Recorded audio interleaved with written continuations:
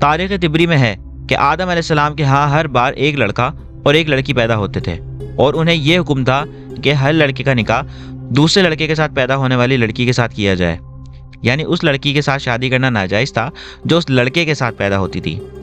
اللہ تعالیٰ سورہ مائدہ میں ارشاد فرماتا ہے، اور اے محمد صلی اللہ علیہ وآلہ وسلم ان کو آدم کے بیٹوں حابل اور قابل کے حالات ٹھیک ٹھیک پڑھ کے سنا دو کہ جب ان دونوں نے اللہ کے آگے نیازیں چڑھائیں تو ایک کی نیاز تو قبول ہو گئی اور دوسرے کی قبول نہ ہوئی۔ تب قابل نے حابل سے کہا کہ میں تجھے قتل کر دوں گا۔ اس نے کہا کہ اللہ پرہیزگاروں کی ہی نیازیں قبول فرماتا ہے، اور اگر تو مجھے قتل کرنے کے لیے مجھ پہ ہاتھ چلائے گا تو میں تجھے قتل کرنے کے لیے تجھ پہ ہاتھ نہیں چلاؤں گا۔ مجھے تو اللہ رب العالمین سے ڈر لگتا ہے، میں چاہتا ہوں کہ تو میرے گناہ میں بھی ماخوذ ہو اور اپنے گناہ میں بھی، پھر اہل دوزخ میں ہو، اور ظالموں کی یہی سزا ہے۔ مگر اس کے نفس نے اس کے بھائی کے قتل کی ہی ترغیب دی تو اس نے اسے قتل کر دیا اور خسارہ اٹھانے والوں میں سے ہو گیا۔